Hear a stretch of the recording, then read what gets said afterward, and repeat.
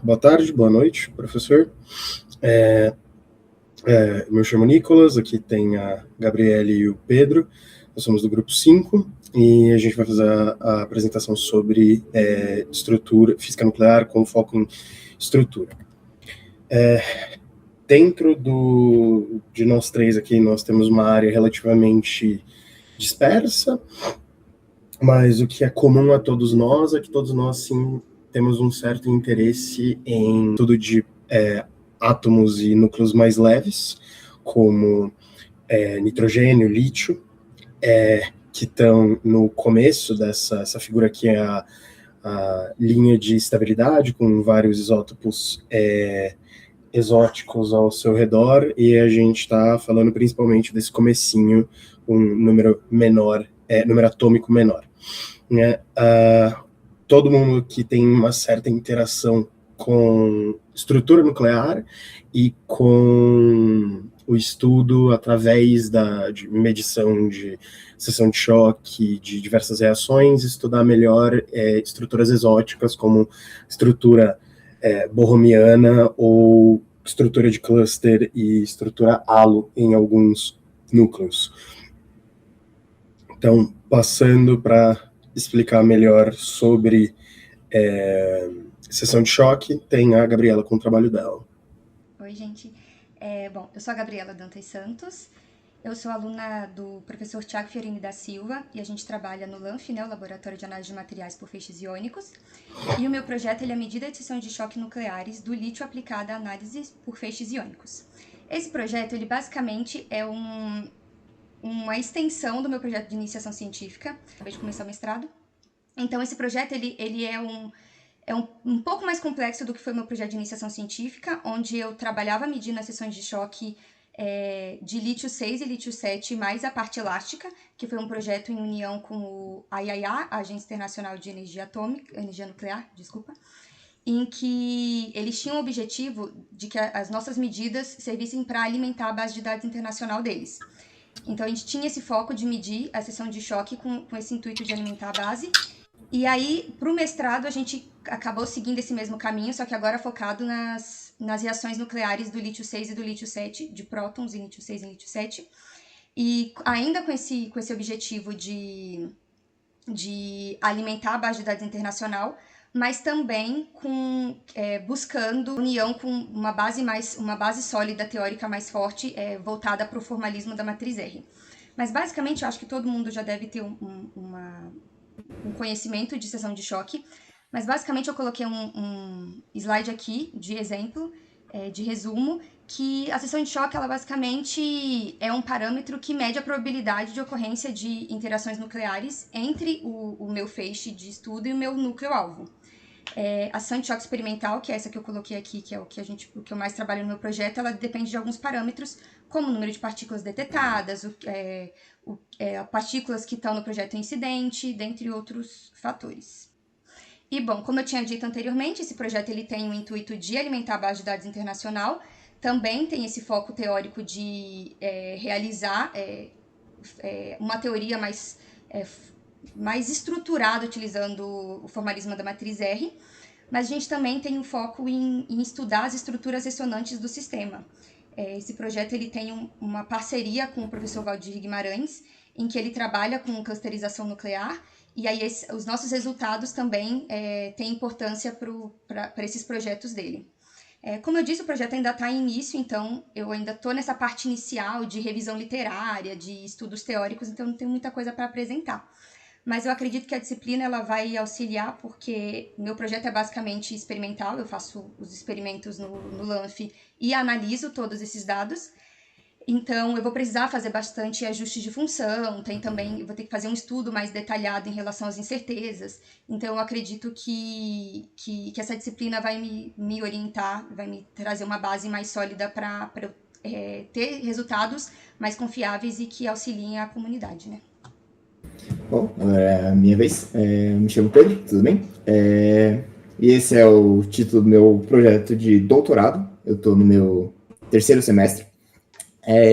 Investigações de sistemas quânticos abertos via as reações diretas usando ATTPC, uma abordagem com machine learning. Bom, acho que primeiro a gente tem que conversar o que seria o ATTPC. Esse detector é relativamente moderno, a concepção dele foi dada no começo do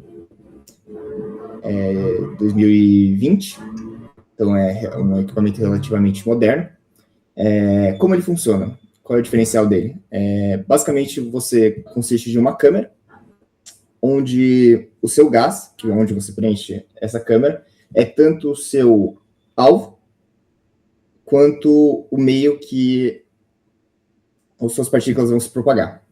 Então, basicamente, nós temos um feixe do material que nós queremos estudar, ele entra dentro dessa câmera, ele reage com o meio, e nessa reação ele consegue ionizar as partículas dentro da câmera, e através de um campo magnético e um campo elétrico, a gente consegue detectar essas partículas ionizadas e recriar as trajetórias da reação em 3D. No caso do meu projeto, que a gente está estudando berílio 7 reagindo com nêutrons.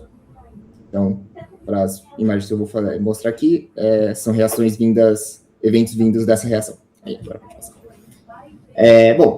Meu projeto não é muito focado na parte experimental em si, o meu projeto é mais focado na análise de dados. Eu não cheguei a fazer a experiência, os dados foram passados para mim e eu estou analisando eles. Na parte de análise de dados, ela é dividida basicamente em 3 etapas, que a gente chama de reconstrução da nuvem, ou seja, a gente pega todos os sinais vindos dos detectores e a gente consegue recriar um evento, como vocês podem ver um exemplo aqui. Nós temos duas partículas, né? Provavelmente um próton, que rodapeia aqui, e com mais uma coisa saindo aqui. Então, basicamente, a primeira etapa que nós temos para fazer é recriar todas essas nuvens de eventos. Agora, pode passar? A segunda etapa que a gente tem uma maior dificuldade é a parte de clusterização das trajetórias. Para um ser humano é muito fácil fazer isso. A gente consegue ver que existem partículas, uma vindo para cá, outra vindo para cá, mas mandar uma máquina fazer isso é alguma coisa muito complicada. Existem diversos algoritmos que fazem isso, e nosso objetivo é desenvolver um método que seja o mais eficiente possível para tratar com o nosso tipo de problema. No caso aqui, a gente tem um exemplo bonitinho, que nós temos uma partícula clusterizada muito bem. Mas não é sempre isso que acontece, e isso é um dos problemas que eu estou tentando lidar. E a última parte, que é a parte de observáveis físicos, uma vez que você tem todos os trajetos bem definidos dessas partículas, fica muito mais fácil você tirar medidas físicas disso, ou seja, ângulo que a partícula foi ejetada, calcular a velocidade, perda de energia pela ionização, calcular o BRO da partícula, a partir desses tracks. Aqui é só um exemplo, que eu acho que é um dos exemplos mais legais que a gente tem, que você pode calcular a perda de energia, ou seja, quanto a partícula ionizou o gás, a raiz disso, pelo BRO. Você vê que você tem essas bananas, onde cada banana corresponde a um byproduct, substrato, não substrato, uma parte da sua reação, ou seja, a mais baixa aqui corresponde aos prótons, aí conforme você vai aumentando o peso, você vai para os nêutrons, trítios, aí você vai para elementos mais pesados, onde eles começam a ficar mais confusos aqui. Mas é um jeito de você visualizar quais são as reações que você está trabalhando, com qual canal de reação você está lidando. Pode passar? Então, aí aqui eu acho que eu só vou falar quais são os objetivos do projeto e as dificuldades, né? Bom, um dos principais problemas que nós temos com essa análise é, primeiro, que a quantidade de dados que um experimento gera, uma run gera, é da ordem de terabytes, ou seja, é muito dado que nós precisamos analisar. E outra coisa que a gente tem é que não só nós temos muito dados, mas como a análise desses dados, para você analisar uma run, é muito demorado para fazer todo esse processo de análise, desde criação das nuvens de eventos, clusterização e interpolação para você achar as quantidades físicas, é algo que toma muito tempo. Então, a ideia do meu projeto é basicamente fazer uma pipeline através de algoritmos de EA para você ter uma maior eficiência na análise desses dados, para que nós possamos reconstruir as nuvens de pontos mais rápido, conseguir fazer a análise de evento e categorização dos canais de reação, para que o pesquisador possa ter poupar tempo nessa parte. Porque, por exemplo, se você é alguém, sei lá, você está interessado em espalhamento elástico de berílio 7 em Deuterium. Quando você vê todas as suas análises, você tem que procurar todas as partículas que você está interessada, quais são os eventos elásticos, quais não são, e o nosso objetivo é meio que fazer algum algoritmo que consiga você simplesmente falar, eu quero selecionar todos os meus eventos inelásticos. Então, o programa selecionaria só os eventos inelásticos, aí você pode observar, sei lá, o espectro desses elementos, né? E fazer sua análise mais rapidamente. Esse é o objetivo do meu projeto. Em termos de, como eu falei, é um projeto que envolve bastante física experimental, embora eu não seja o encarregado dessa parte, eu sou alguém que trabalha mais com análise de dados e programação e essas coisas, mas acho que eu tenho uma quantidade de dados muito grande, então provavelmente dá para pensar em alguma coisa que onde a gente possa aplicar algum dos conhecimentos que a gente aprendeu na disciplina, no projeto em geral. Bem, e por último tem eu, meu nome é Nicolas, eu também sou aluno do professor Valdir, do mesmo grupo que o Danilo. Eu estou esse é o meu primeiro semestre do meu doutorado, eu também não tenho dado para mostrar, mas eu consigo dar uma explicada na parte teórica por trás do que eu vou estar fazendo. O título é esse que está aí.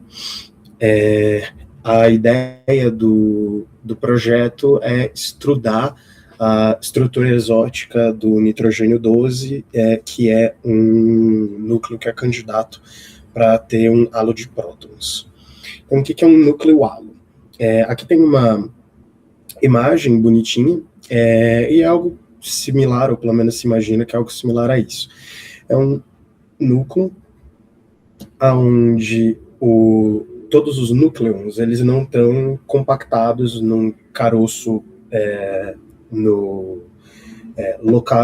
espacialmente bem localizado, e em vez disso você tem núcleos que ficam a uma distância muito, muito maior do que seria típico para aquele núcleo. Núcleos halo costumam ser como esse que está desenhadinho aí, halos de nêutrons. Isso se dá porque o nêutron, sendo uma partícula não carregada, ele não sente a repulsão colombiana do resto do núcleo, então ele consegue existir numa órbita estável a uma distância grande do cerne do núcleo. Mas a gente também já viu, tem comprovações experimentais de núcleos que têm um halo de prótons. Isso é mais difícil de acontecer porque um núcleo halo, ele basicamente acontece quando você tem que um dos núcleons ou mais, né, um ou mais núcleons que compõem o núcleo, eles estão em um estado ligado ainda, mas fracamente ligado, muito próximos da barreira energética para passar para o contínuo. E, portanto, soltar e sair do resto do núcleo. Uma vez com a repulsão eletrônica que vem do core do núcleo, é mais difícil você ter um halo de prótons, mas a gente já tem confirmação de que alguns existem, e a gente tem a previsão teórica de que o nitrogênio 12 ele seja um núcleo com estrutura com halo de prótons também. O objetivo do trabalho é confirmar, de certa forma, se isso é verdade ou se tem algo mais estranho acontecendo. Obviamente, essa imagem ela é bonitinha, mas ela tem um parâmetro meio clássico, né? Tipo, a realidade é que não é que os núcleons eles orbitam a uma certa distância, só que a função de onda que os descreve não é espacialmente localizada junto com o resto do núcleo, ela se expande e, tipo, ao redor do núcleo você tem uma grande probabilidade de medir aquele núcleo em específico numa região consideravelmente grande ao redor do núcleo. Então, por que o nitrogênio 12? Como eu falei, ele é um candidato para ter um halo de prótons, isso porque a energia de separação do próton de nitrogênio 12, que é a energia que é desprendida nessa reação quando um núcleo de nitrogênio 12 decai, libera um próton e fica com um caroço de carbono 11, ela é muito pequena. Isso indica que a energia de ligação daquele último próton, é muito pequena, e isso é indicativo de estrutura exótica como estrutura de halo.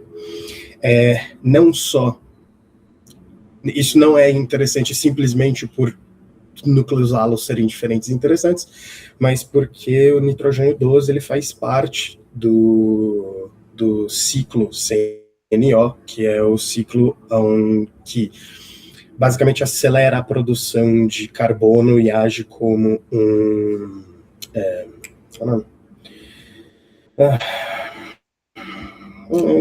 age como algo que acelera a produção de carbono dentro de estrelas supermassivas e menores para a produção desse átomo, desse núcleo tão importante que é o núcleo do carbono 12.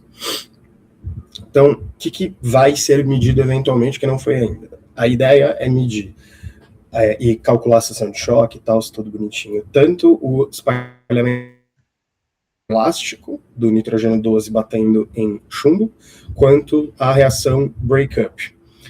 O espalhamento elástico é simplesmente o seu feixe vem, passa pelo alvo, bate no alvo, ou é desviado pelo campo coulombiano do alvo, e nada acontece, não tem alteração nem do alvo, nem da natureza do feixe.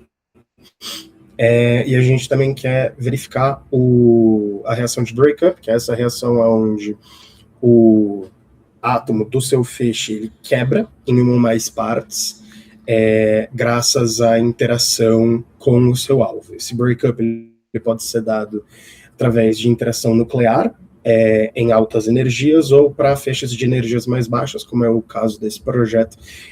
O breakup pode acontecer por interação coulombiana dos átomos do seu feixe com o campo do seu alvo.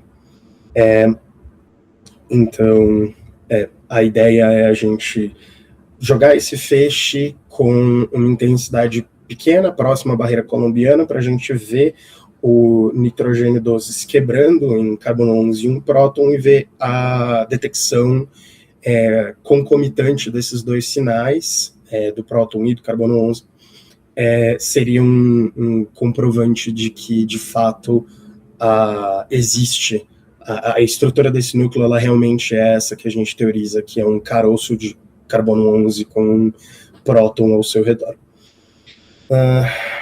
Então, aqui como falado, uma seção de choque de breakup significativa, em outras palavras, ter alta probabilidade dessa interação acontecer, com uma distribuição angular e distribuição energética que sejam compatíveis com a reação que a gente está produzindo, seria uma forte evidência para a estrutura halo de fato existir, e a estrutura do carbono 12 de fato.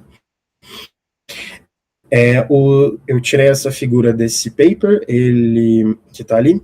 A medição vai ser feita usando detectores do tipo DSSSD, que é basicamente um disquinho assim, de silicone com alta resolução, que consegue captar os sinais tanto do próton quanto do carbono 11 depois do breakup, em um grande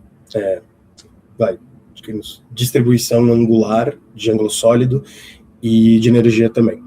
A ideia, eventualmente, é a gente criar um espectro muito similar ao que tem nessa figura, onde cada uma dessas curvas é representado e pode ser separado como um núcleo, uma partícula diferente, e se a gente conseguir fazer a separação bonitinha e ver lá na base a curva referente a um próton e a curva referente ao carbono 11, a gente vai ter bons motivos para acreditar de que, de fato, essa é a estrutura do nitrogênio 12. Bom, dito isso, como eu falei, estou no primeiro semestre, então não tenho coisa para mostrar, mas essa é mais ou menos o que eu vou estar fazendo. E, obviamente, essa disciplina vai ajudar com toda essa parte de, depois de coletado os dados, fazer o processamento estatístico deles e fazer essa separação para a criação desses diagramas e tudo isso vai ser essencial. Essa prática com a análise estatística de dados. Então, é isso. Muito obrigado.